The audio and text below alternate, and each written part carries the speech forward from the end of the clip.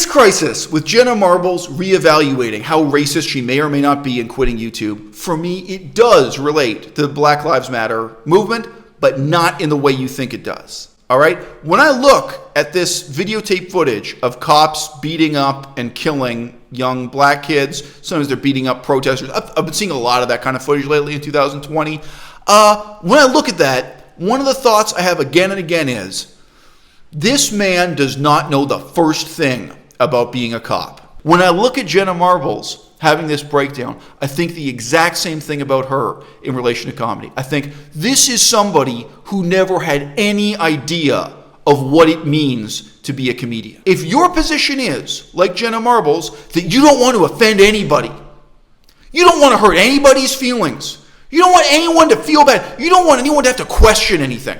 No, exactly what you should do is confront your audience with things they don't want to reflect on. And I try to make fun content, inclusive content, things that don't offend people or upset people. I've always been a two-way street, and that any time that you criticize me and tell me that you would like me to do better or to do something differently, that I always try to do that. Here's a clip. I will play it for you.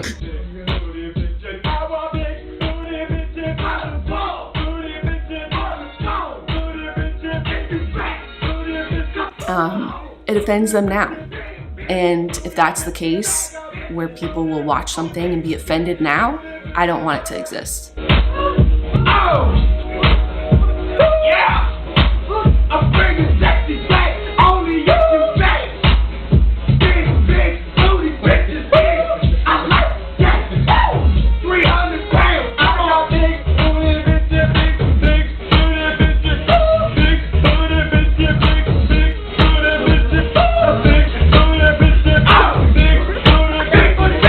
We all just saw Jenna Marbles moping about how she doesn't want to hurt anyone's feelings, she doesn't want to offend fucking anyone, and you know what I was thinking the whole goddamn time? You should be a crossing guard.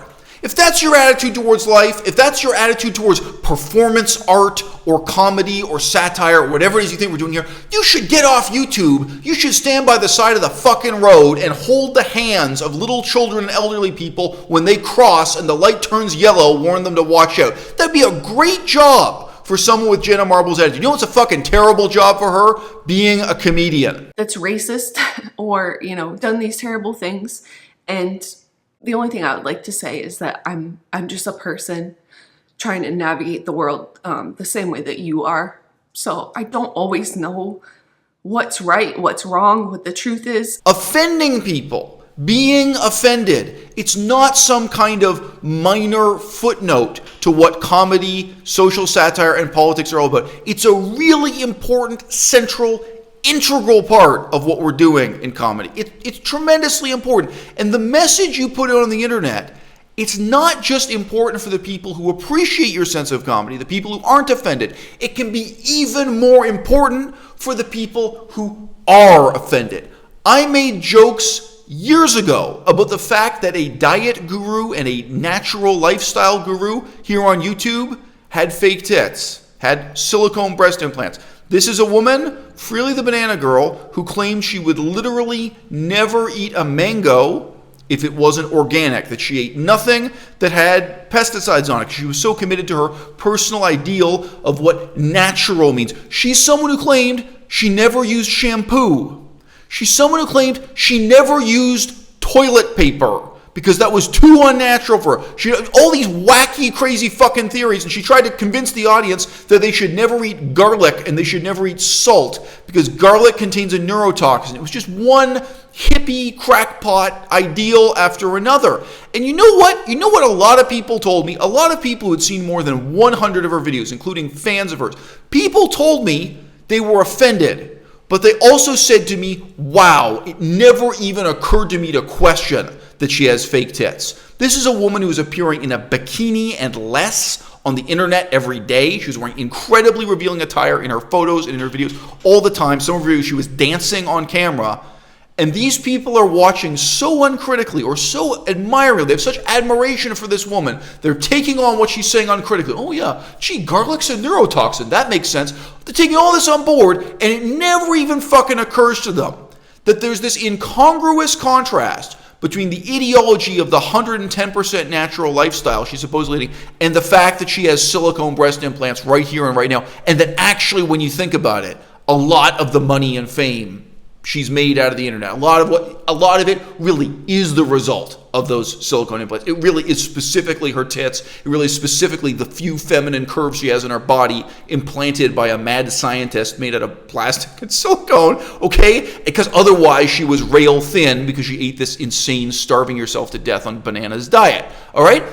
It's offensive. You know what? I want you to get upset. I want you to stop and think about it. And hundreds of people wrote into me, and some of them talked to me by voice chat, and people said to me, wow, you know what? When you did that thing, you made those jokes so freely, I stopped and thought about that. I'd never noticed, I'd never reflected, I never thought about it before. This is this really obvious contradiction in the midst of this person's act, which he was preaching veganism, partly, sure, but was preaching a whole lot of other insane stuff wrapped up in it. And someone who was making a ton of money out of selling bullshit, pseudoscience, fake diet and health advice on the internet. There was a time when people got offended because I had the nerve to joke about, to point out that two then famous YouTubers, now has-beens, Nina and Randa, were no-talent bums. I was able to point the finger at them and say, hey, why are they major voices in the vegan movement? They've never done jack shit in terms of vegan activism. They're only famous because their father is wealthy and he paid for and organized a big festival in Los Angeles, LA Veg Fest.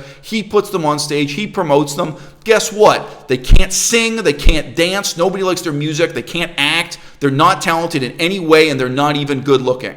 So veganism is uncritically worshiping these people, putting them on a stage, putting them on a pedestal, treating them as leaders when they're worse than Kim Kardashian. Because at least people like to jack off looking at Kim Kardashian's people. At least people fucking find her attractive. Okay, rightly or wrongly. These people, they're not talented, they're not interesting, they're not activists, and they sold out. And they did commercials for meat tacos for Taco Bell. So-called vegan activists making money advertising beef and chicken burritos and tacos for Taco Bell. The moment they had a chance to get on doing ads for Taco Bell, they jumped up. People got offended, right? People are fearless. Guess what? That was an important message to deliver, not just to the people who agree with me. There were plenty. I remember that day, the day I did the first recording, I was live streaming. There were live comments appreciating and agreeing, saying, wow, thank you so much for bringing this up at that moment. And sure, tons of people agree with me. You know who the message was really important for? It was important for the people who got upset. It was important for the people who got offended. It was important for them to stop and reflect on what the hell is going on with this vegan movement, and what the hell is going on in this unbelievably shallow, digital culture we've got going on here. What an unbelievably powerful tool YouTube is for everything. When was the last time you saw one of these people upload a fucking book review? When was the last time you saw anything meaningful, any kind of content that took any effort, any depth to it whatsoever? These are also questions we got to ask, and then we don't just ask them of creators. Then we have to ask them of ourselves too. What am I doing with my life? If you're spending your time watching these people literally walk their dogs, if that's what maybe your life also you need to question. If your life is so shallow that you admire Jenna Marbles walking her dog and brushing her hair and putting on her mascara on camera, there's probably questions you got to ask yourself too, and that kind of social satire. Those things, okay? This crisis with Jenna Marbles reevaluating how racist she may or may not be in quitting YouTube, for me, it does relate to the Black Lives Matter movement, but not in the way you think it does. All right? When I look at this videotape footage of cops beating up and killing young black kids, sometimes they're beating up protesters. I've been seeing a lot of that kind of footage lately in 2020. When I look at that, one of the thoughts I have again and again is, this man does not know the first thing about being a cop.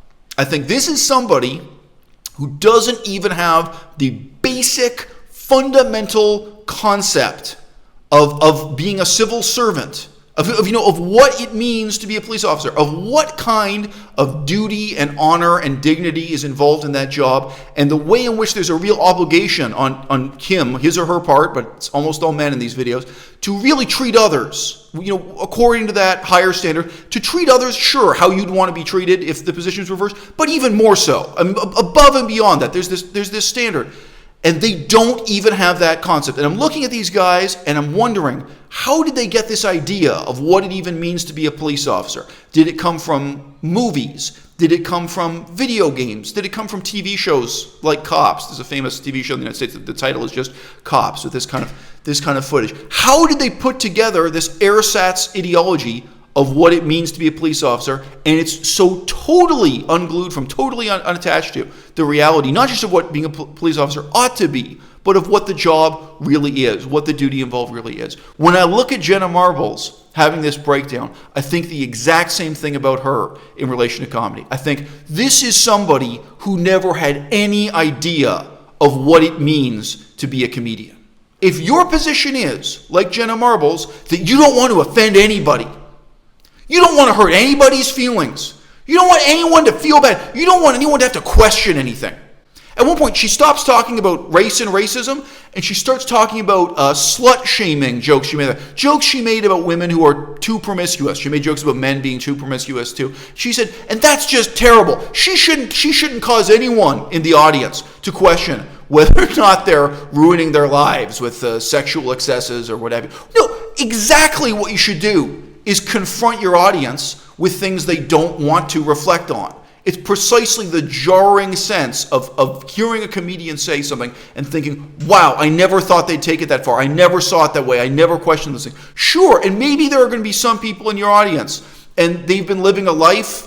She used to do a lot of jokes about alcohol. They've been drinking too much alcohol and sleeping around, and watching you make fun of that, watching you make jokes about that could lead them to stop and reflect and say, hey, getting drunk at the club and sleeping with random strangers, maybe there's another perspective on this one thing. But that could have a really positive impact on somebody. And you know what? It could offend somebody. It could hurt someone's feelings. And those people that you offend and where you hurt their feelings because they have their own defensive excuses for why it is that they're a drunk sleeping around with random strangers, it's more important for them than for the people who agree with you and sympathize with you. It's more important for the people who don't get the joke, for the people who get offended, than it is for the people who just laugh at the punchline. If what you want to do is live the ideal that Jenna Marbles sets out here, if what you want to do is live your whole namby-pamby life without offending anyone, you know what the job is for you?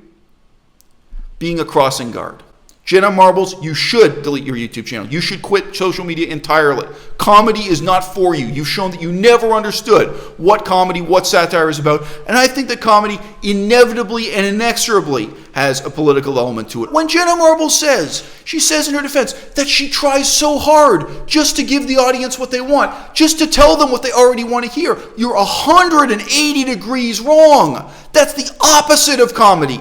What you should be saying to your audience is things they never thought they were going to hear. It's challenging your audience with off-the-wall, wacky perspectives and, offensive, unexpected perspectives. Challenging your audience. Telling them things they never even thought would be funny, or, sometimes things they find shocking.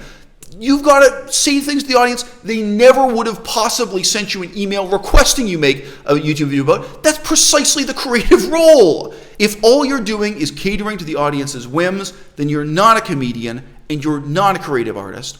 All you're doing is just as safe and just as conformist and just as bureaucratic as being a crossing guard. Hopefully I've taken down anything that would upset someone. And I hope you know that that's just not my intent. That's not what I ever set out to do, to hurt anyone's feelings or to make anyone feel bad.